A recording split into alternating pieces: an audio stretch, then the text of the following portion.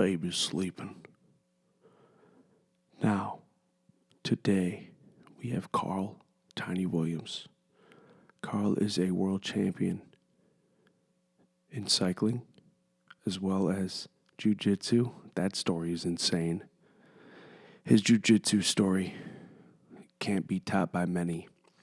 And let's not forget that he is also a champion sailor from New Zealand. He's the big Kiwi. Let me turn my mic down quick. Coming in hot, a little hot. You know what happens when you have a baby? Look around me.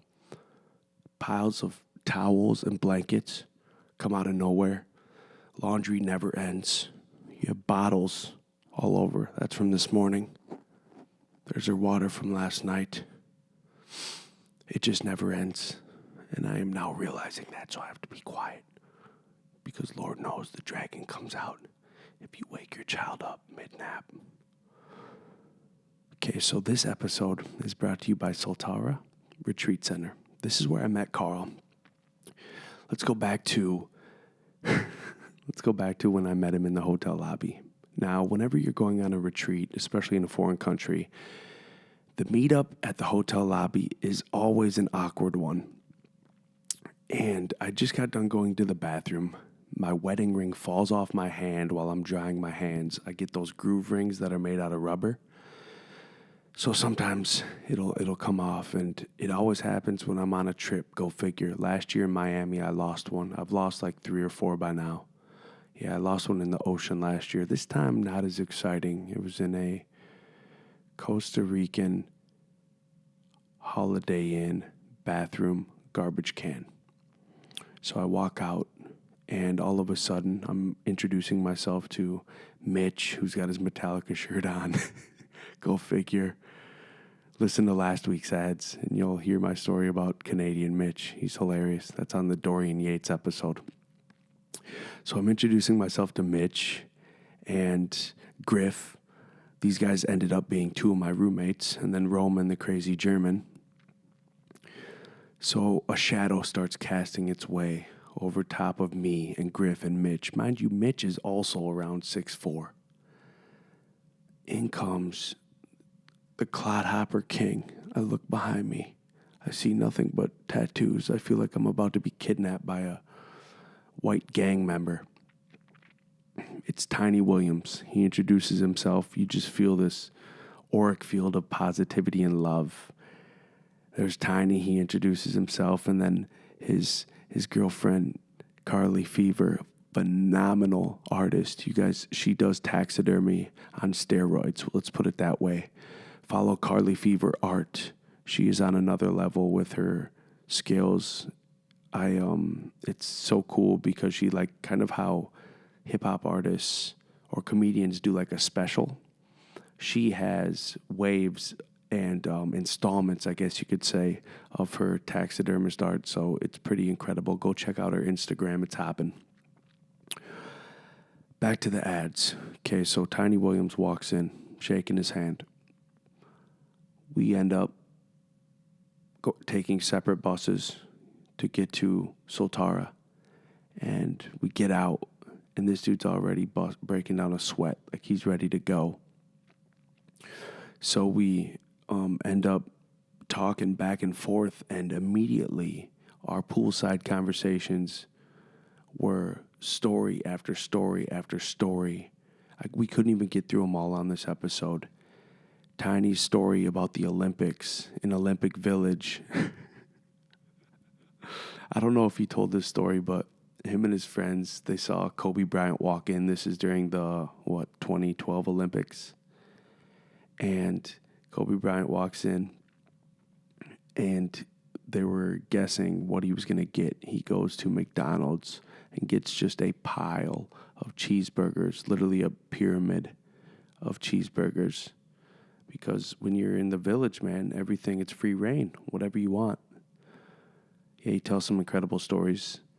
But the people we met that first week were magical. And Tiny has since started his own podcast. We got him launched. He's based from all over the place. He'll be in New Zealand for a couple months, but he's always back in LA, making pit stops. He'll be at the X Games with us this year. So make sure you check out Tiny Williams' new podcast, Rough Diamond. It's about to be launching. I'm very excited. I think his podcast is called Tiny Talks, but his company is Rough Diamond, who I'm going to be helping him out with. It's all about the story of the underdog, the people with the grit, the people who came from the pits, who were forced to be the phoenix that rose from the ashes because odds were all stacked against us. We had two options growing up in fucked up, broken households. That was to be dead or in jail. And those are my favorite kind of people, are the ones who end up with the neck tattoos, forcing their hand to continuously grind and make something of yourself just because you never had a chance coming out the gate.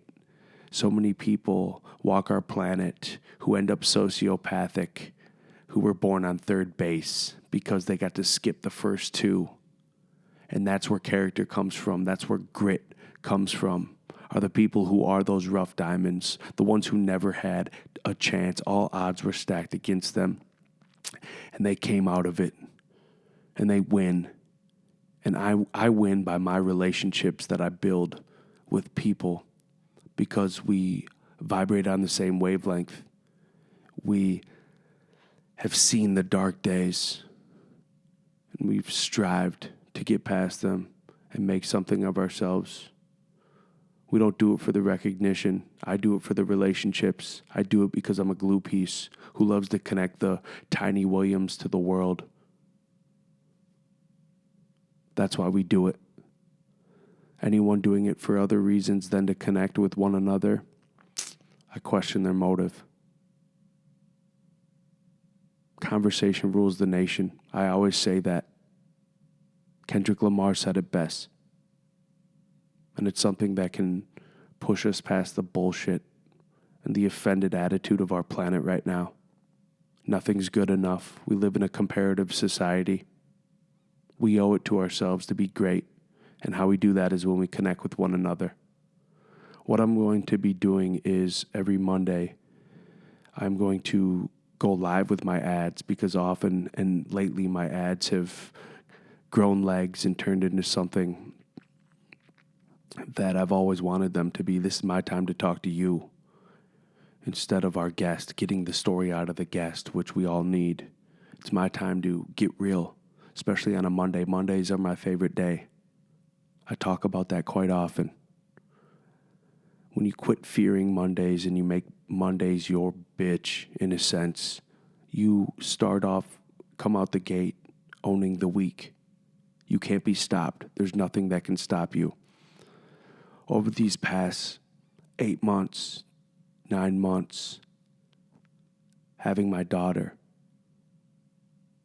I've seen it set so many people back, so many young males back, where the spirit is sucked out of them because they have a child. But to those people, I would say, dig deeper. Go deeper, because now you are living for something else that lives outside of your body. When they're 18 and they're graduating, about to go make some of the biggest decisions they've ever made in their life, how are they going to look at their parent? Did you set them up to take the real leaps in life? The leaps that are going to fill their spirit and allow them to affect so many other people around them, whether they go to college or corporation or go on a summer vibe it out tour following their favorite band? We don't know. That's down the road. But are you going to instill in your child what it's like to be a free human being, or what it's like to be one of these heifers laying on the ground that my daughter sucks on religiously? She's teething. You guys, this is my ad cutting operation. Thank you to our friends at Cameo. We're working on some big stuff with them.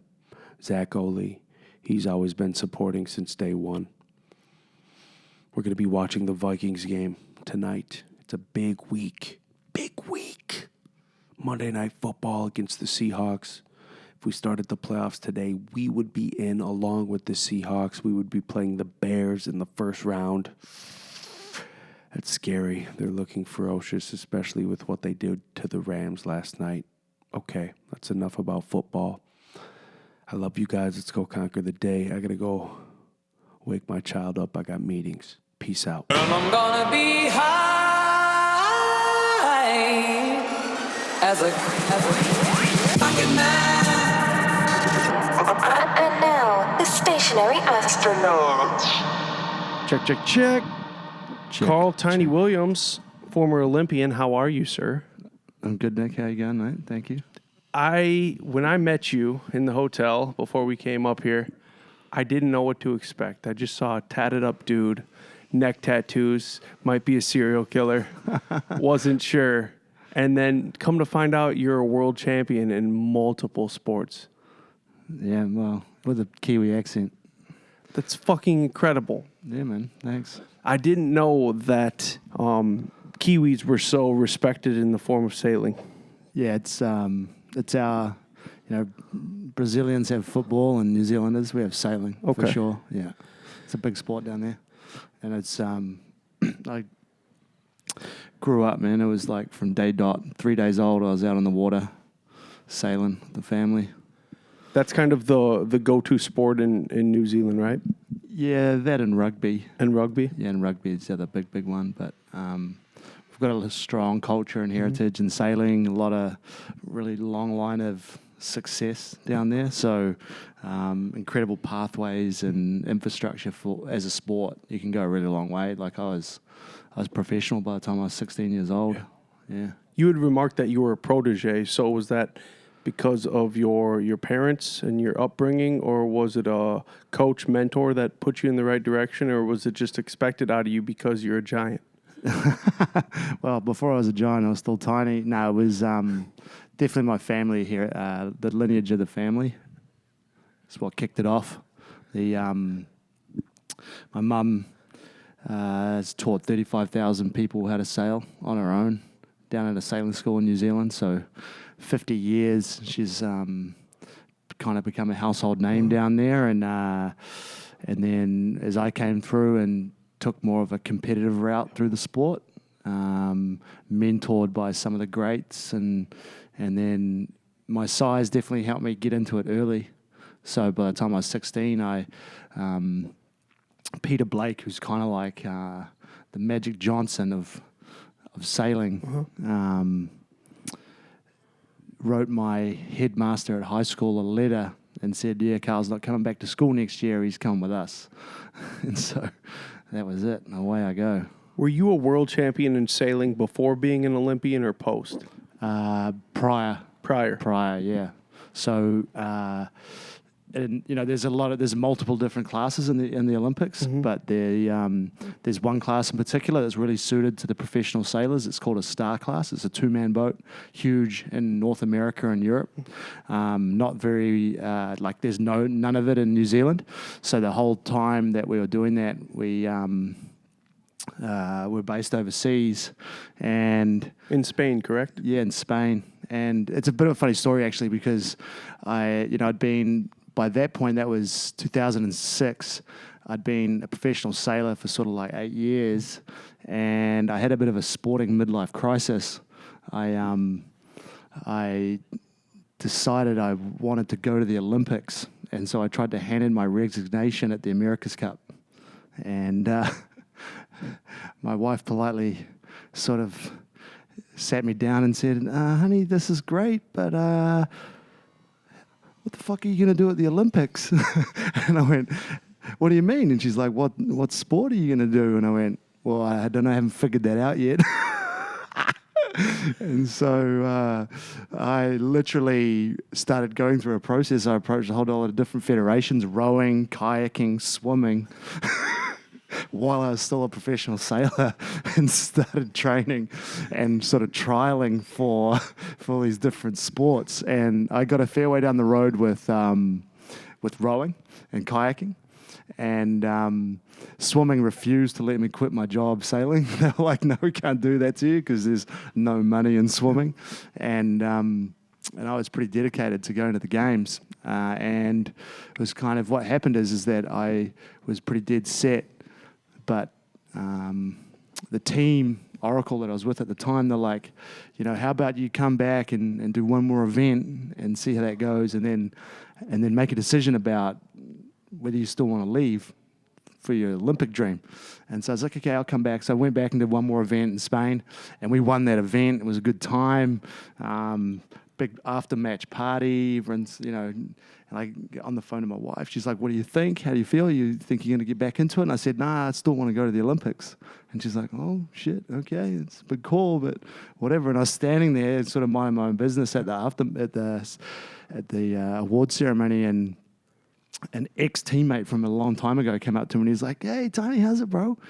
I heard this crazy-ass rumor that you're fucking quitting your job. And I was like, yeah, kind of, technically, I guess you could say. He's like, yeah, what are you going to, someone said you want to go to the Olympics? I'm like, yeah. And he goes, in what sport? And I said, I haven't figured that out yet. And he goes, well, have you thought about sailing? And I was like, holy shit, I hadn't thought about sailing. He goes, yeah, I'm going, I need a teammate, so maybe we can link up. And so, as it turned out, picked up a fourth sport, back to sailing.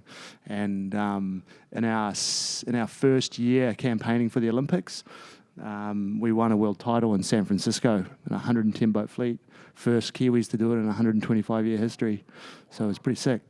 And family were pretty relieved that it saved my high-paying salary at the America's Cup too. So that's kind of a jump off into the Olympics by winning that. Yeah, it is. Yeah, you got to qualify. Mm-hmm. So it's pretty intense, man, because it's like taking on two 60-hour-a-week jobs at the same time. So it was in the America's Cup where you're training super intense, and then we'd get some downtime and everyone have a break. And the idea with that is because we train so hard, you need that break. And instead I'd pack my bags and I'd boost out to America and get training for the Olympics. Mm-hmm. And then we got some company. Okay. We've got a howler monkey about 20 feet away from us in a tree. He's laughing at you. That was trippy. Yeah, it was. Do you think he's letting one rip or he's getting his rocks off? He's getting his rocks off, it sounds like. Oh my God. He could be cracking up at our stories. Yeah. You're like a different animal on the microphone because in the pool and in the mess hall and in ceremony, you're a freak of nature. We're warming up. Okay, so bring us to the Olympics. Then you end up qualifying, obviously, and the Kiwis are very renowned with your black uniforms. Yeah, we had black uniforms. We not the wisest choice in Beijing. Yeah. All the other countries are changing out to white and wearing ice vests and stuff, and we're marching around in black shirts. But yeah. Okay, so let's get fun with it. You guys didn't end up winning. You guys, it was rough. We won't even get into the trials that came about with that. But you had a good time in Olympic Village. You were asked to sneak a case of beer into the final ceremony. What the hell happened there, bro? That story's been leaked, yeah. So, yeah, I mean, like, the Olympics, it was, even though we didn't medal, we totally choked, and, but I still hold it as one of the most valuable lessons in my life and my career. So I don't look at it with any resentment or regret. I enjoyed it. I learned a shit ton, and then I really embraced the environment. Yep. And so the closing ceremony is a little bit more casual, and everyone sort of, I mean, the Olympics in general is pretty loose, right? So everyone, when they're all finished, so the hockey girls, they were like, Tiny, apparently you're our man. What's up? Oh yeah, someone reckons you could sneak a case of beer into the closing ceremony, because you kind of do this lap and you walk around the stadium and then you end up in the middle of the central field of the thing, And I was like, well, all right, okay, yeah. Well, and the funny thing is, I was actually I was pretty keen to look after them, so. we had this like stuffed Kiwi mascot at the front door of our like building where we were all staying in the village, and I I got a Kiwi flag and draped the flag over the box of beers, and then cut the head off the mascot and like drove a stake through its head and stuck it into the box. And so when we walk into to the arena, you know, and they announce New Zealand, and we come in, I'm standing. They got the flag bearer who's got the flag on the pole, and I've got this carrying this box of beers, but it looks like a Kiwi wearing a cape. That's a flag, and we're like halfway through the country, so we all pile in the Kiwis, and then we take the cape off and then crack out the beers in the middle of the stadium. Yeah. Yeah, but it didn't stop there. You ended up yoinking a bike and a mascot head or some shit like that. Yeah. So I sort of I had some like, impromptu fame at the closing ceremony. Once I'd done the deed there and delivered the goods, I decided to kind of exit stage left. And when I got over to the side of the stadium, I was just hanging out, and it was where all the acts were coming out for each different scene that was going on. And I was like, oh, this is a big stadium, man. It's like a long way to get out. So I was like, I don't even know where to go. And so there was this, those teddy bear mascots. Yeah, well, there was one of the guys, obviously pretty hot, and he was having a break, and he was leaning on the fence with the head off. And so when he turned around, I'd run off wearing his fucking mascot head. And so I had a few people chasing me. I managed to get a photo op, and then when I took the head off, I was standing right next to one of these like stunt bikes that you sit inside this giant wheel, and I was like, I'm going to have a crack, because the thing is up there is the Chinese, they're incredibly well organized and they're very kind of polite, but they're not good with authority, you know, in the sense they're not going to stop you from doing something if you decide you're going to do it. And we'd been sort of toying with that all the entire games, you know, riding our bikes through the metal detectors and not such properly behaved things. And anyway, so I jumped on this bike and sort of gapped it out the tunnel of the stadium, and I thought I was being stopped by a security guard at the end of the tunnel, and it was a camera. It was a light on the top of a camera, and the microphone comes out and stuffs in front of my face. It was our national news channel going, "Hey, Tiny, what are you doing? Where did you get your bike from?" And I'm getting all these messages from my mates and stuff at home going, dude, what the fuck's going on? You're like bringing us a disrepute. Pretty funny. Didn't you see Kobe Bryant at McDonald's in the Village? Yeah, so the Village, the dining hall is the craziest place, man. There, it's like you have this game there, which is like choose the athlete or guess the athlete, and because you're all sitting there, and amongst you're sitting next to Rafael Nadal and the basketball players and Phelps and all those cats, and every country has its own cuisine represented in there. It's just like buffet, go for your life. But at one end is McDonald's and a McCafe. And after the opening ceremony, we had all got back to the Village quite late, and I was standing there behind Kobe Bryant, and I was like, oh, dude, what does an NBA star order at 2 o'clock in the morning at McDonald's? And he turns around, and he had just this pyramid of cheeseburgers on his tray. It's just this grin from ear to ear, you know?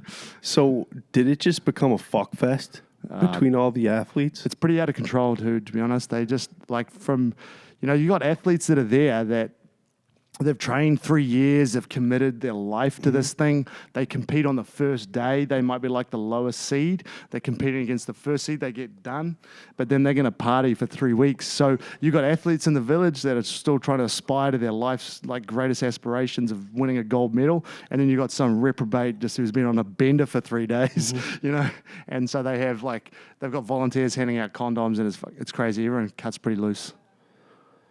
You've been a world champion in multiple things. You've gone professional in multiple things. You were professional in jiu-jitsu, right? Yep.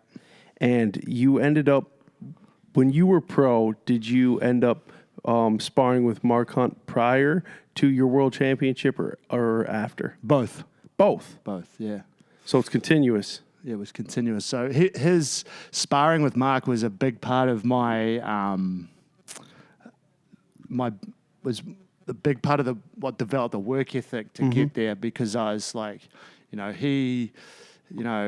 is a sensational guy, the coolest dude, man, and he has to put in a lot of work pre-fight, and always has a bit of a weight cut to get done, and so training with Mark was, putting in the yards with him was a huge part of me building up to getting there. So, I always appreciate that. Did you ever choke him out? By accident. What? Well, I was nervous. I thought he was going to knock me out. And, we were doing these rounds where the poor guy was in there in the cage going like continuous rounds. And we had a stand-up guy and a ground guy. I was the ground guy.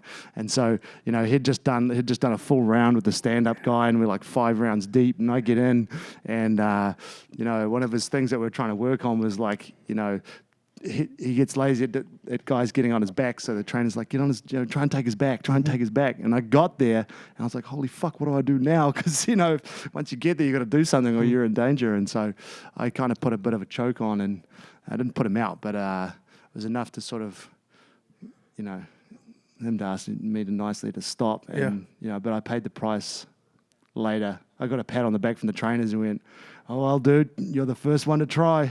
We'll see how that goes for you later. Yeah. Then what happened? He just politely tapped me on the chin the next round. Very politely? Very politely, yeah, and I obliged by getting on my knees. Yeah. You're obsessed with bicycling. Cycling. Yeah, that's right. And seeing former pictures of you and you now, I'm not going to lie, it's fucking night and day. Yeah, it's like an atom. Okay, so there's a story that I need to hear about the night you took a sleeping medication and 2.5 hours of your life disappeared on a bicycle. What the hell happened that night? You trashed the hotel room? What the fuck happened? Oh, well, there's a couple of stories there, because that hotel room was the drinking whiskey with the Marines in Boston. I have that wrote down, and But the ambient one is a different. That was like I'd been recently subscribed some Ritalin, and it's a different drug actually. It was the same version, but in America. Yeah. And it looked really similar to the sleeping medication that I used to fly on. And it's ultra strong, like half a tablet I could use for a 12-hour flight comfortably.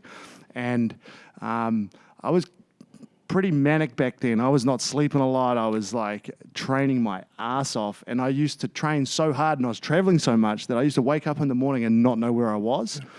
And so...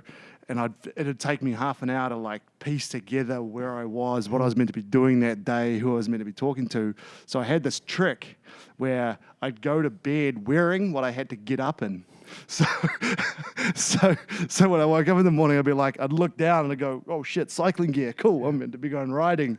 And so I get up and I'm going for this ride. It's like 5:30, 6 o'clock in the morning, San Diego. And I go, I'll go take a piss before I go. And I walk into the bathroom. And I come back out of the bathroom, and I'm like, fuck, where's my bike gone? And I'm like, fucking bike's gone. And it was dead set. It was in my room just before I went to the bathroom. I hadn't been outside. And I'm just like, oh, shit. And I'm like, then I look down. I'm like, oh, I haven't got shoes on anymore. I thought I put my shoes on already. I was like, oh, this is getting weird. And I was like, oh, why am I all wet? And I was like, okay, something's freaking me out right now. And so I go to leave my hotel room, actually look for the bike.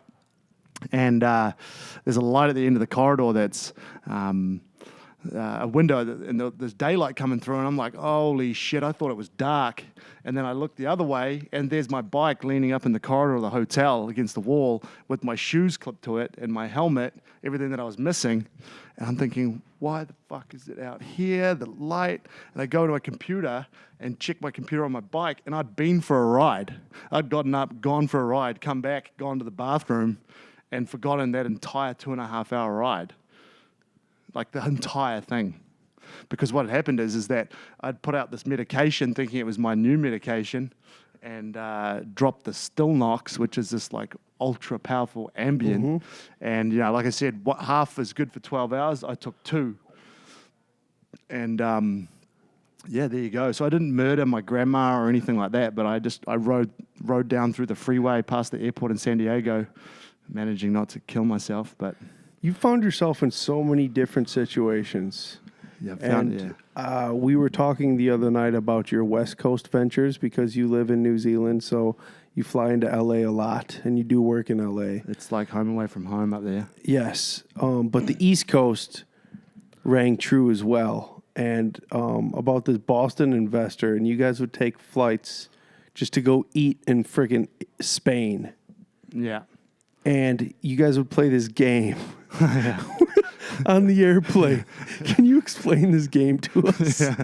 So, I mean, I'm privileged enough to have flown a bit on the G5s, and for people that aren't aware, they kind of, well, first of all, they fly really high, like 10,000 feet further than commercial, but they take off like a freaking rocket. And I didn't actually know that. And there's a couple of us on board, and this investor friend of ours, he's like a big kid, he likes having a good time. And we're sitting in these giant seats, and he's like, all right, boys, and he holds up this rolled up wad of $10,000. And he's like, here's the game. During takeoff, before we take off, you leave your seatbelts off. And he's sitting in the front seat of the plane. And he's like, when the game is, I'm going to throw the wad at the pilot's door. And when the cash hits the door, you're allowed to get out of your seat and grab it. And so it's like there's like three of us sitting in our seats and just sort of sitting there, and everyone's like all prone, ready to go. And then the plane starts going. Now he's schooled the pilot up on what's going on too. So the pilot hears that dunk on the door of the cash and just fucking floors it, and then we all jump out of our seat, and the money is flying back towards us like we're trying to catch a baseball at a home run derby or something, and it just goes straight past us, and we're all wrestling, and we all end up like literally in the back of the plane in a pile of bodies, and no one's got the money, but he's having a fucking great time laughing his ass off. Yeah, man, dude, some crazy stuff. So when you're traveling and you're losing track of your time, do you ever find yourself like meeting just some interesting characters that kind of guide you in the right direction, or you become friends with them along the way? Like, what do you mean, like guide you in the right direction? Like, as in like having a... Well, I don't know where the fuck I am, and I know I got to be here, but I got to make friends, because you're able to make friends quite easily, it seems. Yeah. So that's a pretty good question. Well, because you've found yourself in so many precarious situations. It seems like you're kind of like a chameleon when it comes to how you're able to navigate. Yeah. Does that ring true? Yeah, very true. Yeah, I mean, I sort of I hold a lot of regard for rapport. And so, and I enjoy meeting new people, and and I'm a bit of a junkie for learning. Yep. So I actually got, when the America's Cup was won by the Swiss team, they relocated the event to Spain from New Zealand, which was like a bit of a culture shock, because for the last, however, it was the first time it had been in Europe, so it was always in an English-speaking country prior to that. And so logistically, it was like, holy shit, we've got to take 100 employees to Spain. No one speaks Spanish, a city that none of us have ever been to.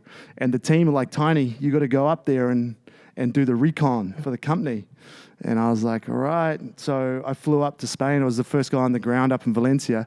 And I just got a bike and a map and started riding around the city, going and checking out cafes and bike shops and like restaurants and all sorts of crazy shit. And there's this one time in that map, I used to mark on it, and it became like the holy grail of that city. It was like the underground TripAdvisor for Valencia. It had the grimy stuff, it had the flash stuff, it had it all. And it was like so well used that we ended up having to like laminate it and put it on the wall because it was going to get like ripped up. But I ended up meeting this dude who owned a bike shop because I needed a lock for my bike. And I just connected with him, like his name was Carlos, and really quickly built like a rapport with this dude.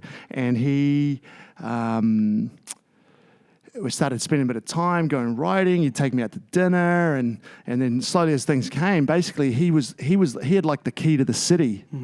And basically by the time we were living up there, I couldn't do anything without going first to Carlos, and in particular this group of friends that I'd been introduced to, and I used to call them the Potato Mafia, and because the potatoes are a big deal up there.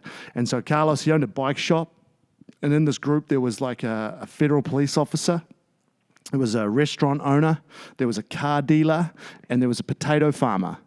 and this group of like 6 guys pretty much could get you anything you wanted at any stage. So, you know, you want to go to dinner, it's your anniversary, you don't ring up and make a reservation, you call it Potato Mafia. And you got like front and center table and a cake, and you don't pay for anything.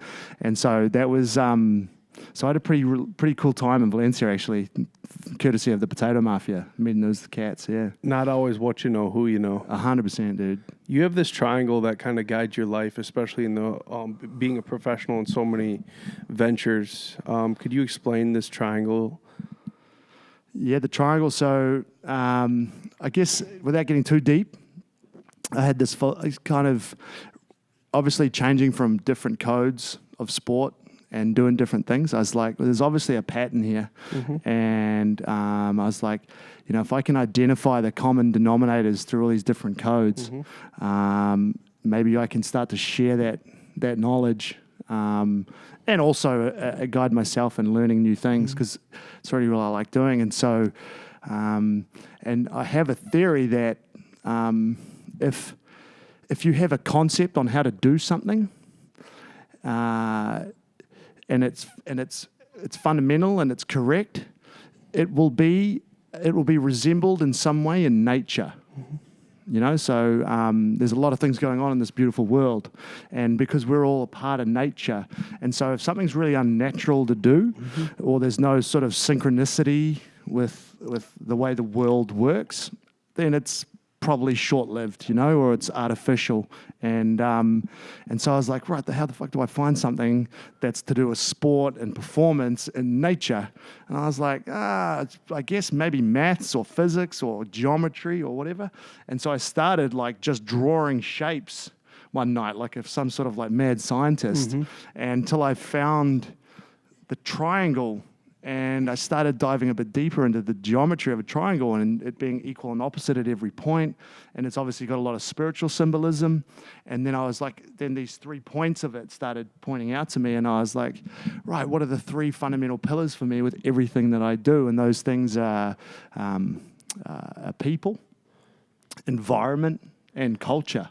Those 3 things. So with everything that I do, I put a lot of emphasis on identifying the right people in the right environment with the right culture. So with jiu-jitsu, it was, you know, it was the Brazilian culture of the sport, surrounded by some of the best guys down in San Diego, and the environment was, you know, conducive of all of those things. And so and they all feed off each other. So, you know, when we took the cycling team to America, we created our own little model based on this triangle, which was, you know, a group of Kiwis that just like had a lot of mongrel and really wanted to get amongst it.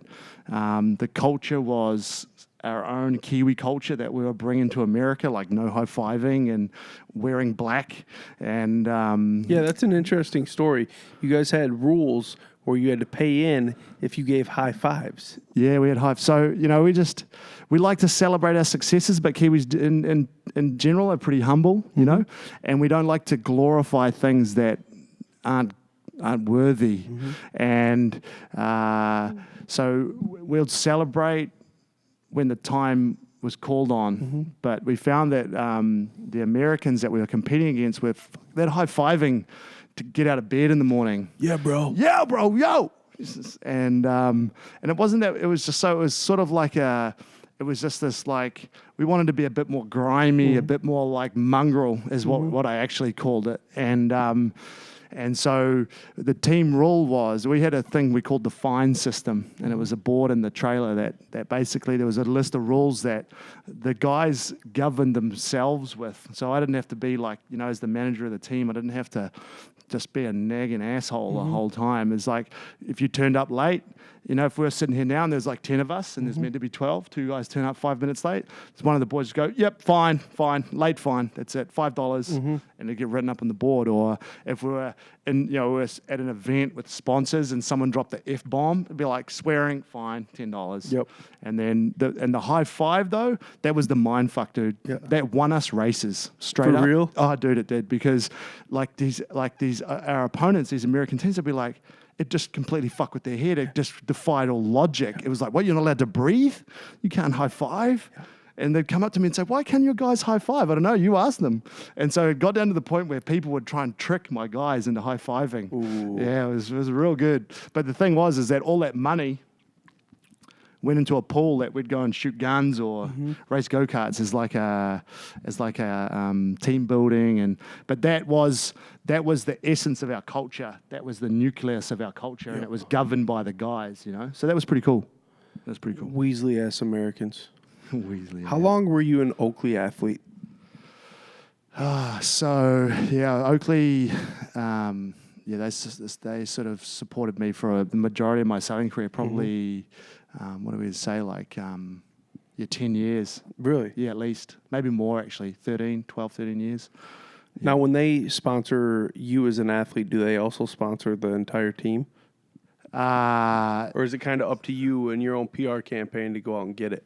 Yeah, no, it is. So you build, again, relationships, man. It's the key. So, real good people, the reps in New Zealand and the rep in Europe, this super cool guy, Kiko Garcia. He was like an ex-pro cyclist, and he just used to cruise around Europe, visit all the Oakley athletes with this suitcase full of gear.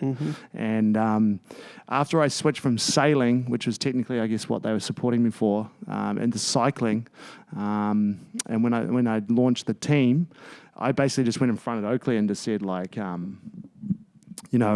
this is what I'm doing, and I want you guys to support us. And I'm not asking for much, but that contribution to the team. And so just based on the track history and how stern I was, because I've got a pretty good headlock, and I'd sort of threatened that if they didn't come to the party, they might find themselves in my armpit.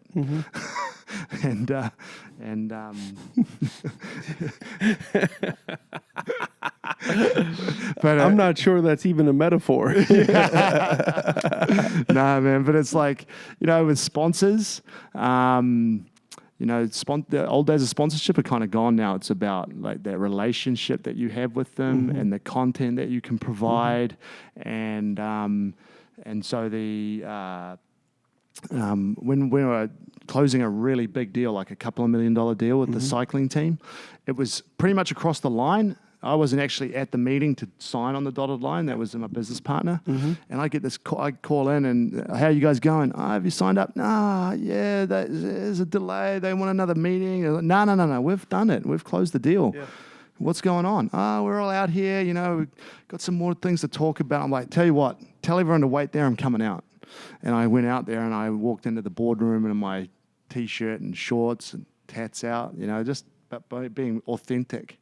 And I stood up and I said, look, the thing is, what you got to understand about professional sport is that one of the greatest attributes you can have as an athlete is intuition and being able to trust your intuition. And because you can put in all the technical expertise and development and training and, eye for eye, you can be equal pegging with a great athlete physically. But then the intuition of how you handle the moment and how you adapt and how you can sort of essentially how you can predict what's going to happen is the difference between winning and losing, or between being good and great. And I said to these guys in the sport room, and I said, in my 17-year career as a professional athlete, I've never had such strong intuition about the success of something as I do about this team. And that was a big call at the time, because they were like, we were considered to maybe be lucky to be in the top 20. And we went up there and kicked ass, man. And it was that kind of belief and installing that in the guys that they would die for each other, eh? It was sick. Yeah. Talking about that intuition, we were talking last night about a 12-week camp and the importance of that 12 weeks and what it does for you with your motor skills and kind of your second nature and how you're able to just react. Yeah, dude. So, stemming off from the triangle, the three pillars of performance, you sort of put it into a time frame where essentially, the best analogy is probably like boxers when they go into camp, and you'll find it'll always be at a minimum a 12-week camp, because they kind of go from no training to like full throttle, and then they're competing at the peak and the highest performance in the world. And essentially as humans, we sort of exist within these paradigms that we create. You got a bad diet, you're overweight, you're a product of the paradigm that you're living within, and you've got to manipulate and change that, which is the people, culture, and environment, and then you put that to a routine, and it takes 12 weeks for us to create something and put it to second nature. And that's how I've found anyway, with everything that I've learned and prepared for events and things like that. And the interesting thing is that you can predict the future if you follow this template. So you can also use it in reverse. So if something really goes wrong in your life, let's say something really significant happens in your life, like fucking bad, yeah? And it could be an accident. It could be your own behavior in your life and, the way that you were behaving yourself. And if you take that date and you go back 3 months, the 12 weeks, you go back 12 weeks, that behavior will have started appearing then. And you will have been ignoring it from that point. If it's a big thing, go back another 3 months from what you find is that instigating point. So 6 months from the incident date, there's your root cause. You will have taken an action in your life. You will have made a decision. Someone will have come into your life that you probably shouldn't have, and that would have set you on your way. And so what happens is that at 3 month mark, it's like a warning. There will have been like a warning sign or a close call. Yeah. And like talking socially, it could be, you start hanging out with the wrong guy, and at 3 months you might cheat on your wife or something, and then at 6 months, boom, it's coming out, because that's the same psyche that's going on. That's likened to performance. So it's happening whether you like it or not. It's like the mapacho; it's burning, whether you like it or not. And so you've got to put the right intention into what you do. And it was kind of trippy how I found out about that, actually, because it was a boat racing around the world hit a reef in the Indian Ocean that was the size of Costa Rica, just about. Like, it ain't no small island.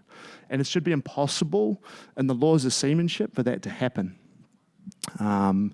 because we've got a system where the navigator, he's the guy that plots the course, he's backed up by the skipper. So if he's drawing a line from here to that island, and we're going to hit that island, and you're the skipper, you go, dude, what the fuck's up? You're going to hit the island. And then, but if the skipper misses it, he's got two like lieutenants that manage the rest of the crew on board. And one of them will go, dude, you've got me steering straight for a fucking island. What's up with that? And if he misses it, so does the other lieutenant will pick it up. And if they two miss it, then the other guys will also pick it up. So in a team, on a professional racing team, it should be impossible for something like that to happen, especially when you're eliminating technical failure. And so it was a catastrophic event. And go back and look at that 3 months before they hit that reef, something really significant happened to that boat. They had a close call, which they did, They were sailing through the night, and they had a really close encounter with another boat. They managed to just miss it. They were like, fuck, that was oh shit. Now, that was the warning sign of the paradigm that they had established that was causing this issue. 6 months prior to the catastrophic event was when they selected the crew. And what they did is they split the crew 50-50 with Kiwis and Scandinavians. And the culture was fucked. So there was no unity within the team. So the reason this breakdown in communication happened was a lack of culture, which basically eventually threaded into a lack of like seamanship, and then this end result. So it's everywhere, man. It's quite interesting, So the 12-week program is guiding you towards establishing and identifying and putting that right intention into what you're trying to do with your life. Did you get to this point in understanding through psychedelia?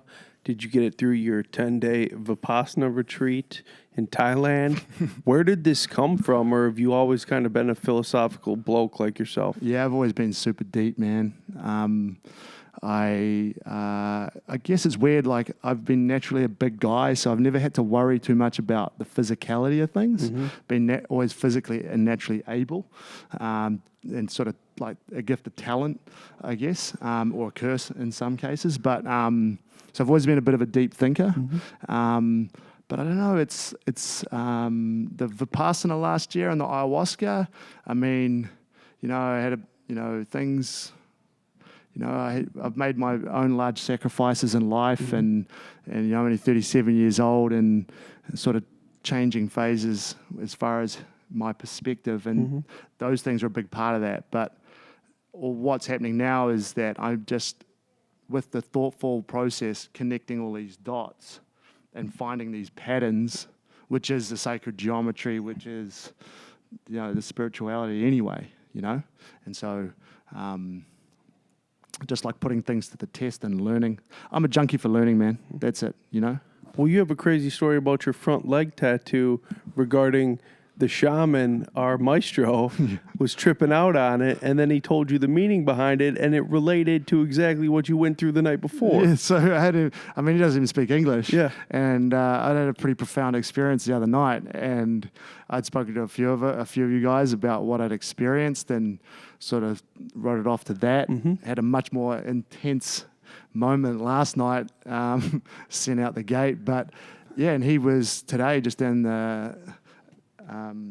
down the line, he was like really interested in he wanted to see my tattoo up close. He was really intrigued by it, and then he interpreted it as he saw it, and it was a dead ringer for what I went through.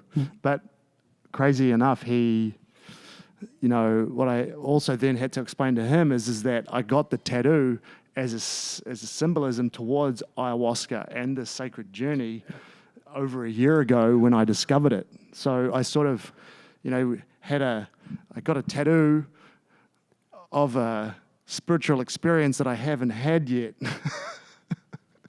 which is kind of pretty out of it, eh? But we're all sharing that sort of stuff here, man. There's no shortage of that. Have you kind of had that realization during ceremony where it's like, oh my gosh, I was meant to be here and fate was going to bring me here in this moment regardless? You know what? I live that way now. So when I walked into the hotel lobby in San Jose, I was tripping out because those moments are always pretty awkward, and you just kind of feel like, spare pick at a picnic. But at the same time, I'm looking at this group of people and going, this is incredible. There's like 19 people in this room that I'm meant to meet. I'm going to sort of connect and get deep with, and I don't know. They're all complete strangers, and I have this wicked fascination with strangers because you and I were freaking strangers that day, and now just buddies, tight as hell, and that's pretty cool. And that's that community and sharing and the way it all grows, and that is one of the greatest things that I appreciate in life, man. And so, and you got to get out and live to experience it. And so there is no coincidence, man. Everything is meant to be. And and I think we've got to take a lot of responsibility for who's in our life because, without getting too trippy and using all the buzzwords in that, but two things. One, our personality and the way that we roll is typically a result of the 5 people that we spend the most time with, which is a big thing. So that's a huge part of that philosophy I use with the triangle. And then, but secondly, the people that attract into your life are 1,000%, man, related to your vibes at the time. And so we've connected. I've come into your life. You've come into mine in this way, and gotten on well. And that's because you've drawn on it, and I'm sure you've had your own experiences. I've had a lot of my own experiences in life where I've drawn in some toxic fucking people, man, and finger pointed and blamed them, but it's me. You got to take accountability. You want to have good people in your life, then you've got to be a good person. Absolutely. So yeah, I'm not letting you go anywhere without. We're going to talk about 2 more things. All right, tell me. Yeah. Okay, so you've got, is it a magazine or a documentary? Is it Outsider Magazine? It's Outside Magazine. It's a TV series, yeah. Okay. With Pat Parnell. And they're doing a story on you regarding sailing in New Zealand? Yeah. They're doing this pretty cool series. It's called the Expedition Series. Mm-hmm. It's a kind of a travel / sports show, outdoor sports, and it's quite cool. They turn up in a country and they pick a few sports that the country's synonymous for. They eat in some good restaurants, and I got a call from a marketing agency in Valencia, Spain. It's crazy, eh? At the beginning of the year. I haven't been there in a few years. And they were like, Tiny, where are you at the moment? And I was like, oh, I'm in Auckland. They're like, oh, well, yeah, we've got this documentary being shot in a few months' time down there, and wondering if would you be willing to take part and shoot the sailing part of the scene? And I was like, yeah, wow, yeah, absolutely. I had some time on my side,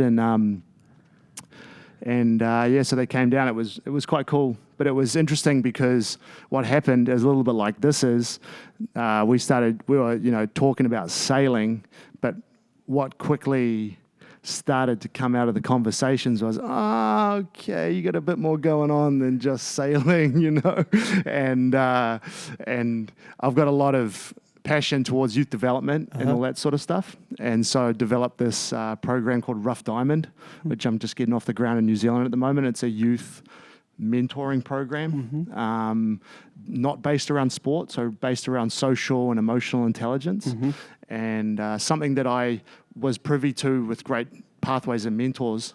And so anyway, how that's connected to the show is that the presenter, Pat Parnell, he based out in Laguna Beach, and one of the founders of the sponsoring company Excess Energy, David Vanderveen, they really saw a glimpse of my vision and what I was trying to do, and so teaming up with people like that to develop my concepts and get them off the ground properly. Because I'm just a dumb sportsman, man.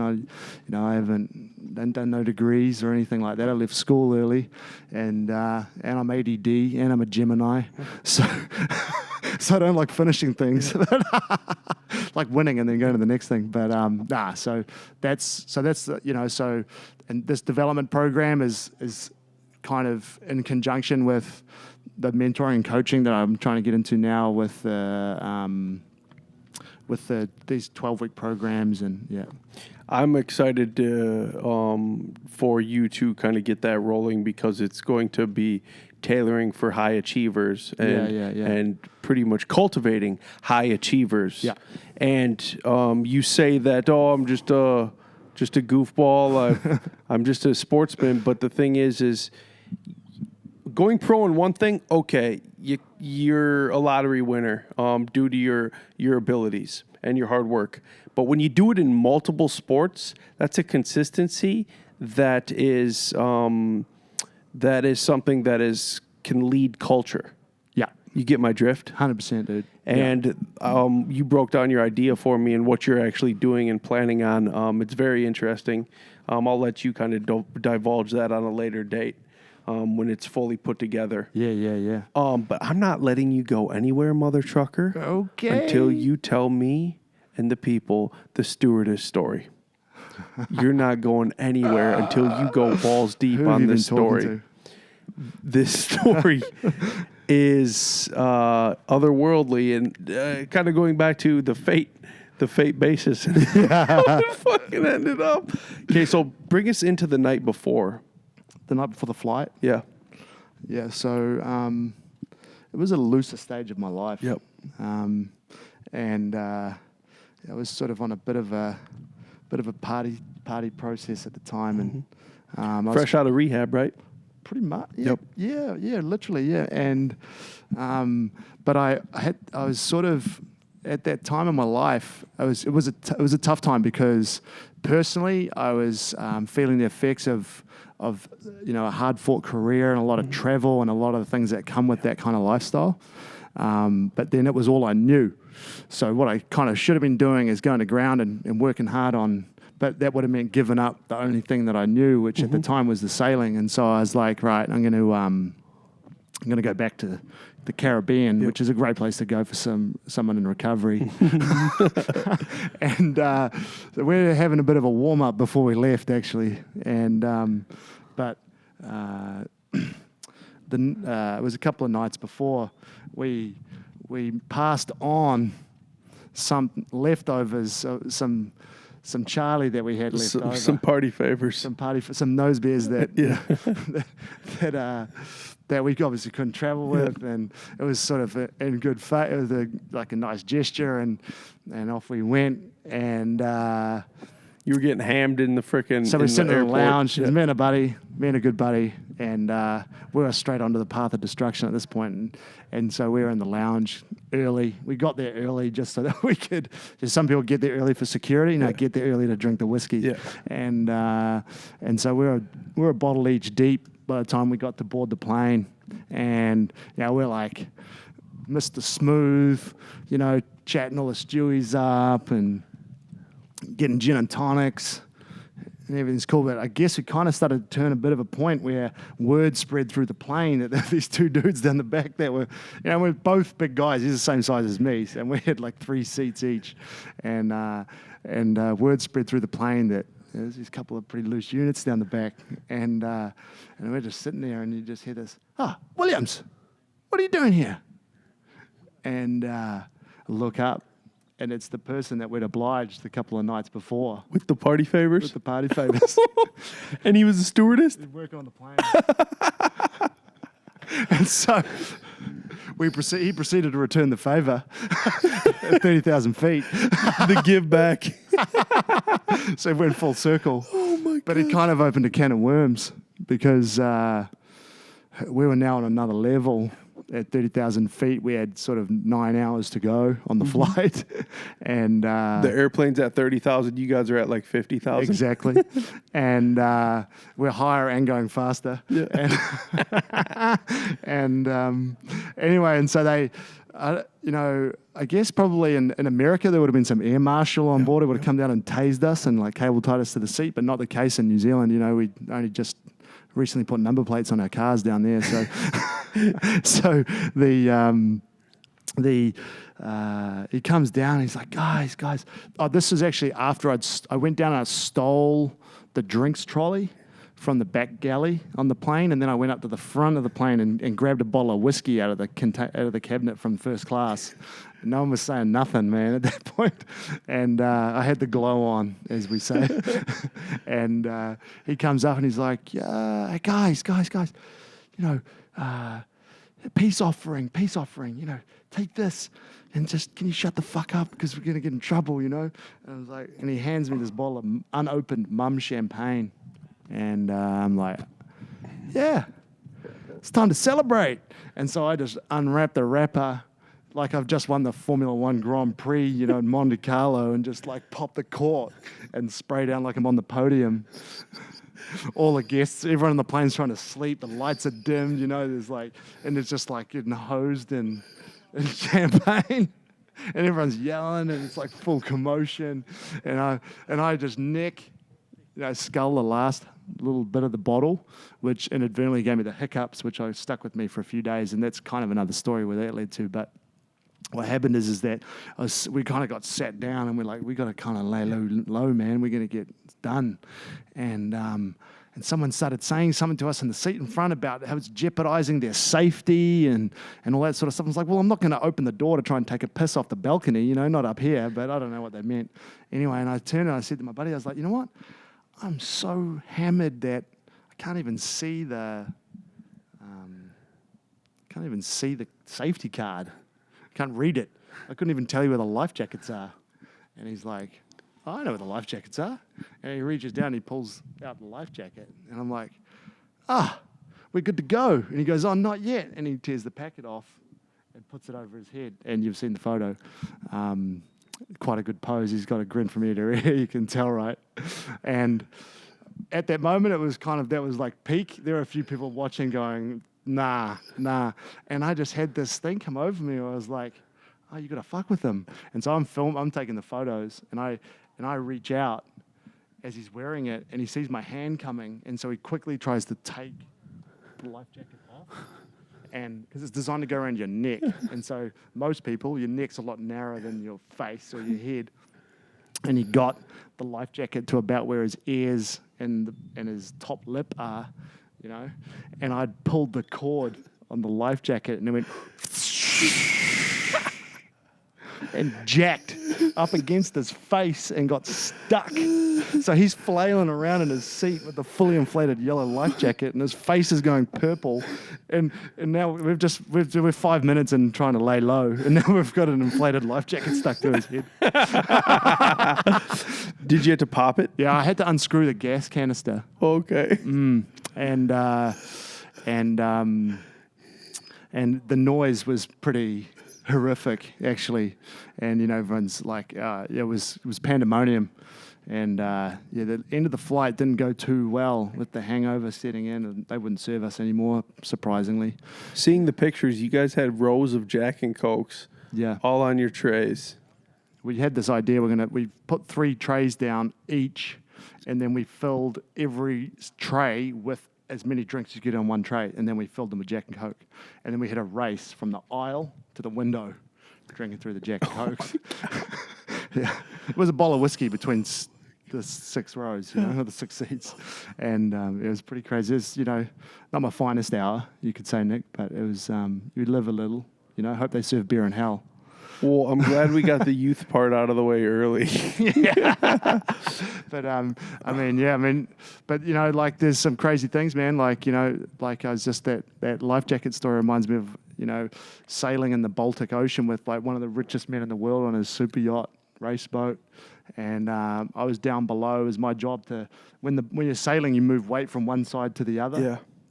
And one of the things that sometimes you're allowed to do is move the life rafts, which are freaking heavy ass things. They're like a duffel bag that weigh like 40 kilos. Yeah. And I was down below on this race boat, moving all the gear from one side to the other, and I grabbed this life raft, and I was in a pretty bad mood. It was 30 degrees down, it was super hot, and there's this lightweight kid on board that had been sleeping most of the trip, and I was like, here you go, take this fucking thing and put it over there, and he went and he put it up on this bunk, and it's hard to explain what the bunks are like, but they cantilever on ropes so that you can lie in them when the boat's heeling over, and so you got to have that locked off. He puts this life raft up on the bunk, and it drops, and it rolls off the bunk. It's above his head in height, and it catches it like this, and he goes to drop it, but his hand got caught in the trip cord of the life raft. And this is like a 12-man, long distance life raft in the space of a sort of 2 double-sized beds. Double-sized beds, that's how tight it is. Yeah. You're kind of crawling under there, and just, and this freaking life raft starts inflating down below on the boat. And he's panicking, and there's all this kind of moment. I just grabbed my knife, I had a big knife, and just started just stabbing the shit out of this life raft. Was that the rich dude who did that? No, it wasn't the rich dude. It was like his nephew or something like that. Really? So I couldn't really blame him. But the thing was, what's going on down here? Sorry. Dude, you found yourself on yachts with rich people. Yeah. On private jets with rich people. What the hell is going on, Tiny? What is Tiny's future? Is it just to frickin' be a part of the culture with rich people or what? Nah, dude. I mean, the sailing has granted me a lot of that, and the high performance sport and all that kind of thing, you know. I think that one of the things is it's the same, man. It's like you just treat everyone the same, whether they sweep the street, or whether they're whether they invented Skype. It's the same, and I think they appreciate it. And to be honest, I think it comes down to authenticity and confidence in that authenticity. So, a lot of these guys, obviously, they don't typically have people covered in tats that look like a gang member hanging around with them. Yeah. 6'5", but they make an exception for me because they know it's not an attitude. They know I've got nothing to prove. I'm just me. And they generally always like, hey, Tony, what's your latest tattoo you got? Or whatever. So that's cool. But so that's something that definitely try to rep pretty hard. I just stay real, man. Just keep it real. Absolutely, and it opens so many doors. It does, because people pick up on it real fast, you know? I've learned that where it doesn't matter in the United States if you're left or right, which is left is typically more liberal, democratic, Yeah. and then right, conservative, rich people, stuff like that. But when you float in the middle and you hang with everybody, that's where so many cool things happen in your life, dude. Totally. Well, you're not pigeonholing yourself or cutting yourself off from relationship and community. We were talking about it last night, man. It's like, you know, you consider how influential community is on your life, how you feel, how you contribute, how people contribute to yourself. And these days, man, like with the internet, too much social media, consumerism, the community just fucking withers away. It doesn't exist in a lot of places, and that's what's so cool coming to a place like this. It's like the community's where it's at, man. It's like that's 80% of it, in my opinion. the culture and the environment. I'm really going to take your pyramid with me, dude. because the culture and the environment built by the people is something that everyone can relate to as long as you tap into it and actually put your best foot forward. Yeah, that's it, dude. That's the thing. The right intentions, man. That's it. So you, it's fundamental, and I think you could. It's the thing you've got to have the right intention. We take this medicine seriously. What do we do before we hit it? We apply that intention. Doesn't always go the way your intention is that you've set, but it doesn't generally go worse, does it? You know, something else comes up. And it's the same with life. You know, like I set out with my intention to become a professional cyclist. I did, but that quickly evolved into something further and greater, which was the team that I ended up owning. And that sort of maybe on the closing is like one of the coolest things, and we were talking about it yesterday, is that I think like real fulfillment in life, you know, comes from being part of something that's bigger than yourself. And then amongst a group of people, being a part of something that's bigger than ourselves. And that's definitely what we have here, and that's definitely how I try to roll. So many of us are looking for a purposeful life, and I think that's really the only way to get it, is if you're doing it for the greater good and something bigger than yourself. 100%, dude. Self, you know, like service over self is, but there's a balance to that, because you've got to look after yourself. You've got to keep your own shit tight, you know, because I've fallen into the trap. You can sacrifice everything you've got for other things and other people. But if there's no longevity to that, if you can't do it every day, then you've got to recalibrate things or relook at it, you know, because I've made the mistakes. I've sold out and you know, made some wrong choices in my life where I've, you know, swayed the wrong way, or you know, the Vipassana last year, that was huge with the ego. That was a big part of combating that. So, would you mind talking about that real quick? Yeah, of course. Because you said that was one of the toughest things you've ever done, and you've been a professional athlete. You have sacrificed everything to win the Jiu-Jitsu World Championship. Like, how is being silent for 10 days the toughest thing you've ever done? Dude, it's ridiculous. I mean, there's some fulfillment that I get from progressing in things and mastering things. And I like things when someone says something's impossible to do. That's generally where you'll find me. And the Vipassana, I was so hell-bent on getting some traction with this sort of like recovery process spiritually that I just sort of decided, right, throw myself in the deep end, you know? Again, if you can do that, if you know that you're in the right environment and you've got confidence in the people that you're around and the culture, you could be 10 feet deep over your head. It doesn't matter. So I sort of did it. I guess the thing is, I was kind of naively expecting to be able to turn up and just do it, you know, and I hadn't been meditating that much. I've done a bit of it in my life through jiu-jitsu, there's a lot of it, yoga, but you get there, 6-hour van ride into the jungle north of Chiang Mai, and walking up into the jungle, and this monastery appears out of nowhere, and they take everything you own off you, give you some white clothes to wear, tell you that you get to sleep on the floor over there, and we only eat twice a day, 7 o'clock in the morning, 11 o'clock at night, and we meditate 6 hours a day. Can't exercise because if you want to do anything, then just meditate. And it's like this express lesson in Buddhism. But I tell you, man, for 6 days, I hated every minute of it. I just suffered, wanted to run away. They told us that the tiger, he'd make a barbecue if we try to escape. So you're kind of pretty committed.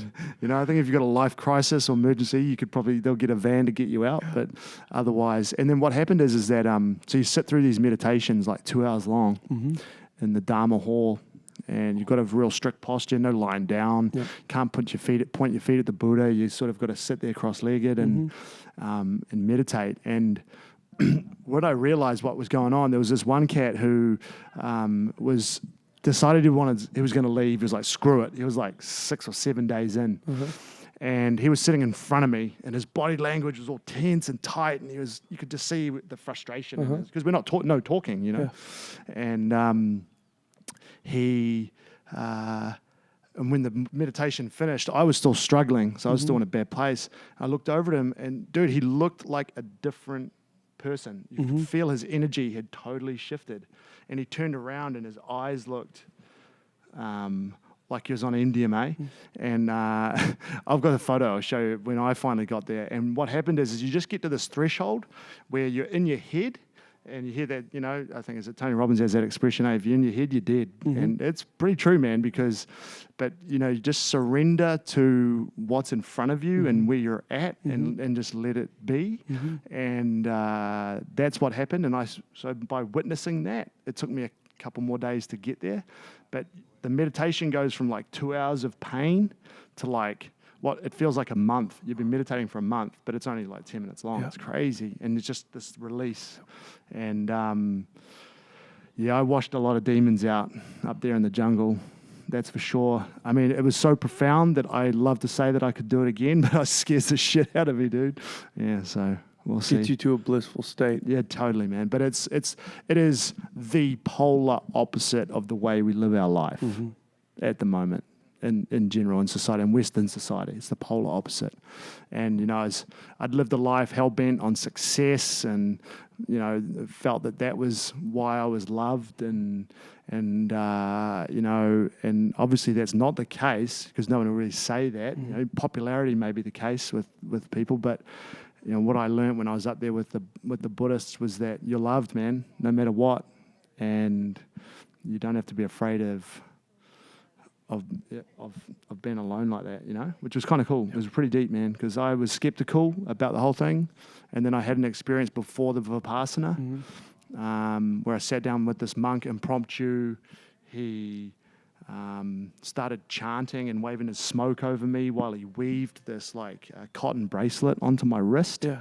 And we're in this temple in Chiang Mai, and I was like, I was pretty out of it. And he was really admiring all my tattoos. He didn't speak a word of English, but it was real deep. And I came out. I walked out of the temple, and it's called the Doi Sutep. It's up above the city in Chiang Mai, so it's up on this mountain. And I looked out over the city and just fucking straight up burst into tears, man, like uncontrollably crying. And it like was that purge of emotion of like just love. And that was pretty cool. And that set me on my way for all this. That's why I'm as open as I am now, for sure. It broke down some big barriers. It was highly recommended, but don't take it lightly. That's the only thing I could say. But this has been cool, man. This is something that what we've experienced here is definitely something that I'm going to appreciate and hold on to. It's so cool to see people's journeys culminate into what it is today because we saw where we all were Monday, where it was kind of, we thought we had a bunk batch, but really it was the shamans and the maestros. They were not playing a joke on us. They were baselining us to see how patient we were. Oh, dude. You know? So tactical, man. It was cool. So, and, you know, again, it was that like, you're going to fall into the mistake of setting expectations. It's a very different thing to intention. expectations will generally always cut you short and leave you sort of hurting in some respect. And that was, I wouldn't change anything, It's been good. We blasted off on Tuesday, and the funniest thing, we take Wednesday off, and last night was Thursday, and the funniest thing was you coming up to me and said, "Damn, I thought I got kited on Tuesday, but that was just the lobby of the hotel." Yeah, dude. That shit's hilarious. Well, I appreciate you, Tiny Williams. Thanks for you, buddy. coming on, brother. You're a stationary astronaut now. Yeah, buddy. Nice, mate.